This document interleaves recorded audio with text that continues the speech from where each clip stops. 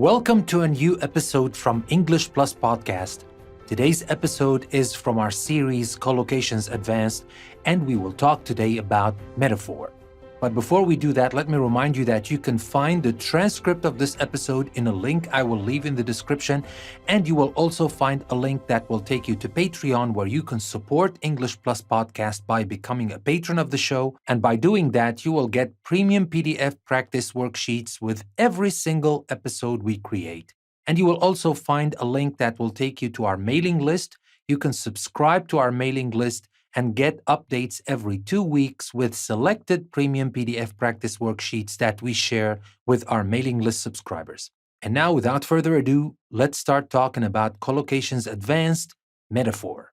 Now, first of all, we need to understand what a metaphor is. Now, when we speak metaphorically, we use words in a non-literal sense. Now, what does that mean? For example, when we say a writer casts light on a situation, we mean that the writer helps us understand it more clearly. So, this is a metaphor because the light is usually used in dark places, and when it is used in dark places, it helps you see things more clearly. So here, when we say a writer casts light on a situation, to say that this helps us understand it more clearly, just like the light that lights up the dark room.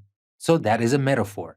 That is here what we say that we speak metaphorically, not literally. So since we understand what a metaphor is, let's start talking about metaphors, and we will start talking about metaphors based on the body. Now let's start with our first one, face the facts. Or we can say face up to the facts. For example, we can say, you're never going to run in the Olympics.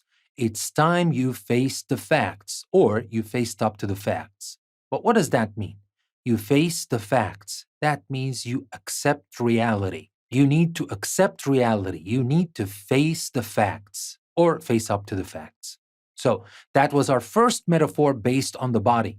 Now we can use shoulder as well. Like when we say shoulder the blame, that's the collocation here we have. And let's see it in an example.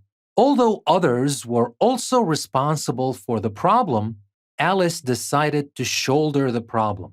Now, we use here shoulder the problem, but what does that mean? This is a collocation, and we use it in a metaphorical way.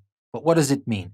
That means you take responsibility for something bad. And that's what Alice did. She decided to shoulder the blame. She decided to take responsibility for this bad thing that happened. So, that was about the face, the shoulder. Now let's move to the foot. We can say foot the bill. That's the collocation, and that is used in a metaphorical way. Let's see it in an example. Choose what you like from the menu. The company is footing the bill. So to foot the bill, what does that mean? If the company is footing the bill, don't worry about paying because they are paying. To foot the bill means to pay. And as you can see, we're using footing the bill here in a metaphorical way. And now let's move on to the head. Like when we say head a team, that's our collocation. Let's see how we can use it metaphorically. Joe heads a team working on crime prevention. So if you head a team, what does that mean? If you head a team, it means you're leading a project group. So Joe heads a team, that means leads a project group working on crime prevention. And now let's move on to toes. And our collocation is to keep someone on their toes. For example, we can say, having 3 sons under the age of 5 keeps Jana on her toes. So, what does it mean to keep someone on their toes? In our example here, it means it makes her stay active and concentrated all the time because she has 3 sons under the age of 5.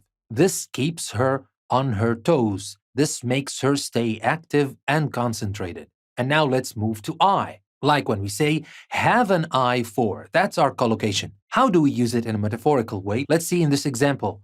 Gina has an eye for detail, so ask her to check the report. So if she has an eye for something, now here for detail in this example, that means she's good at noticing.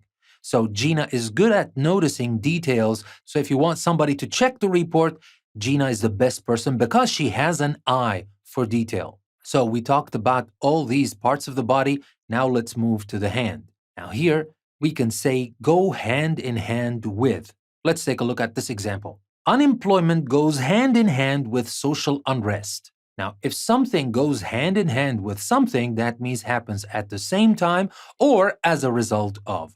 There is a kind of correlation between them.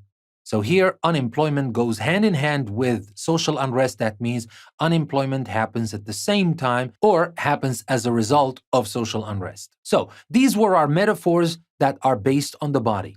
And now let's talk about another kind of metaphors, and these metaphors are based on weight. Now, heavy can be used to mean serious or difficult, like when we say heavy responsibility.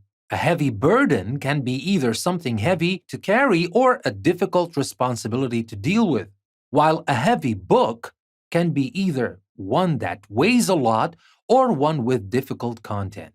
So here we can say heavy to mean difficult or serious, or obviously we can use it for the literal meaning of heavy, which is the opposite of light, obviously.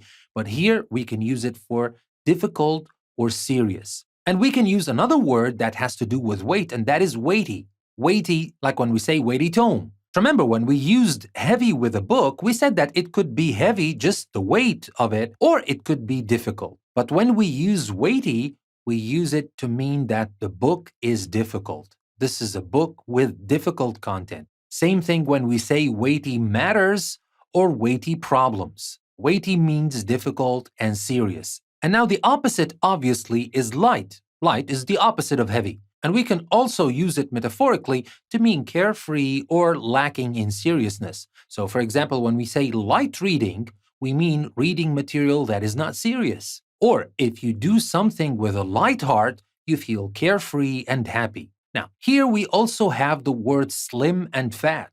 If someone has a slim chance of doing something, that means there is a chance, but it is small, slim chance. But here, you will find that kind of surprising because if you say slim chance, that means there's a very small chance. But when we say fat chance, you might think that this means a big chance. Well, it's the opposite. Fat chance, which is, by the way, very informal, means almost no chance at all. So the chance is even smaller than slim in this case. So remember, a slim chance of doing something, that means there's a chance, but it's not too big. It is a small chance. But when we say fat chance, that means there's almost no chance at all. So these are metaphors we used based on weight. Now let's talk about the third type of metaphors for this episode and the last type for this episode, metaphors based on movement. Now for this, I'm going to read an excerpt to you and we're going to stop and talk about some of the collocations that are used in a metaphorical sense. James did a lot of partying in his final year and ran into difficulties with his course. His father was hopping mad when he only just managed to get his degree. Here, we're talking about James who ran into difficulties. You can run into difficulties. That is a metaphor based on movement. And his father was hopping mad. Now, if you are hopping mad, if you're jumping mad, we don't say jumping mad, we say hopping mad. If you're hopping mad, that means you're extremely angry. And that was David's father. Now, let's continue. However, when he left university, he walked straight into a job in an excellent company. Some people jumped to the conclusion that this was because he'd started going out with the managing director's daughter.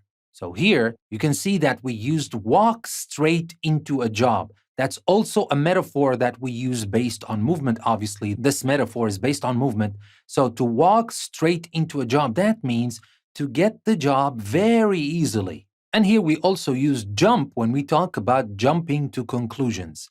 Now here, you hear that all the times. Don't jump to conclusions. First, ask the person.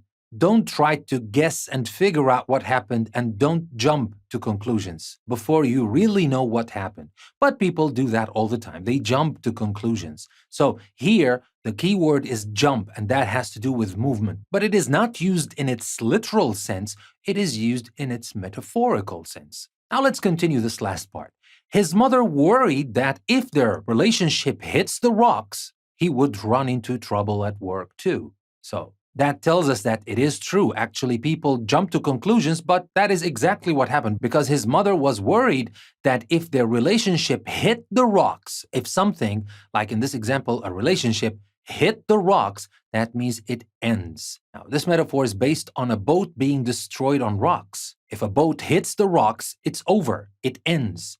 And the same thing here if we talk about a relationship. And there's also run into trouble.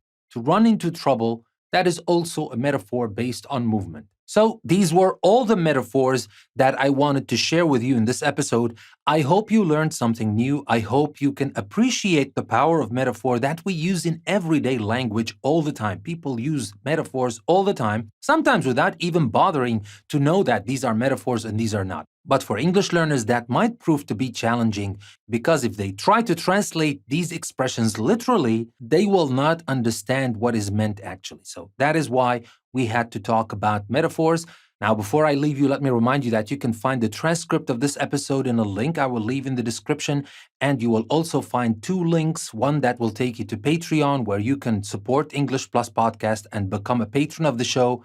And the other one is to our mailing list. You can subscribe to our mailing list and get updates on our schedule every 2 weeks with selected premium PDF worksheets for our mailing list subscribers. That being said, thank you very much for listening to another episode from English Plus Podcast. This is your host, Danny. I will see you next time.